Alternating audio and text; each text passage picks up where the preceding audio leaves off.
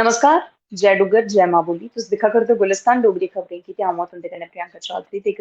बड्डी update लेइयै तुंदे सारें दे समक्ष अ'ऊं हाजिर आं। गल्ल करचूं जे करियै जेई मेन्स दी यानी कि जॉइंट एंट्रेंस एग्जामिनेशन जेह्ड़ा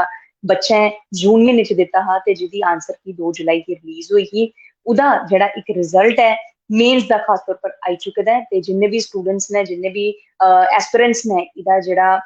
आवेदन भरियै एह्दी परीक्षा च बैठे हे ओह् तमाम अपने इस रिजल्ट गी दिक्खी सकदे न ते कुदै ना कुदै गल्ल करचै नेशनल टेस्टिंग एजेंसी यानी कि एनटीए दी तरफों एह् डिक्लेयर करी दित्ता गेदा है कि जेई मेन्स 2022 सैशन 1 दा जेह्ड़ा रिजल्ट है ओह् आउट होई चुके दा है ते जिनें भी इस एग्जामिनेशन दा हिस्सा लैता हा, जेह्ड़े बी कैंडिडेट्स एह्दे च भागीदारी करी चुके दे न खास तौर पर ते ओह् अपना रिजल्ट जेह्ड़ा ऑफिशियल जेह्ड़ी साइट है जेई मेन्स दी जेह्ड़ी है jemain.nta.nic.in ਇਹਦੇ पर जाइए अपना रिजल्ट चेक करी सकते हैं। थोड़ा जिहा हिस्टोरिकल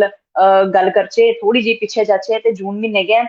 23 24 25 26 27 ते 28 ते 29 जून तक एह्दी परीक्षा चली ही, यानी कि 23 कोला लेइयै 29 तक एह्दी परीक्षा होई ही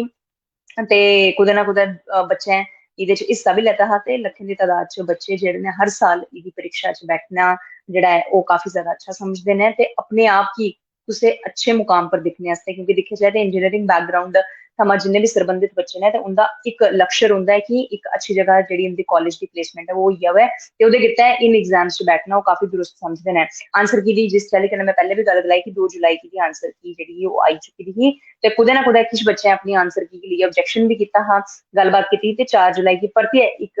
रिवाइज्ड करने दा निर्णय लिता हा कि जेह्ड़ी 2 जुलाई की आंसर की आई उसी रिवाइज कीता जाग ते ऐसा निर्णय 4 जुलाई गी लेता गया हा ते ओह्दे बाद फाइनल जेह्ड़ी रिलीज्ड जेह्ड़ी आंसर की ओह् 6 जुलाई गी जेह्ड़ी है ओह् तमाम कैंडिडेट्स दे समक्ष रखी गई ही ते जिन्ने भी कैंडिडेट ने इस जॉइंट एंट्रेंस एग्जामिनेशन मेन्स च अपीयर कीता है ते ओह् फिलहाल अपना जेह्ड़ा रिजल्ट है ओह् चेक करी सकदे हैं ते चेक करने आस्तै तुसें गी ऑफिशियल वेबसाइट पर जाना है ते अपने लिंक जेह्ड़ा है ओह्दे होम पेज उप्पर अवेलेबल होना है, ओह्दे उप्पर अपनी जेह्ड़ी डिटेल्स ने उंदा रोल नंबर होई गेआ एह् सारी डिटेल्स जेह्ड़ी मात्र सबमिट करियै ओह्दे परैंत तुस अपना रिजल्ट जेह्ड़ा है ओह् दिक्खी सकदे हो ते उस पूरे ऑफिशियल पेज गी डाउनलोड भी करी सकदे हो ते इक अच्छी गल्ल भी है पर दिक्खने आह्ली गल्ल एह् है कि जिन्ने भी बच्चे जम्मू दे न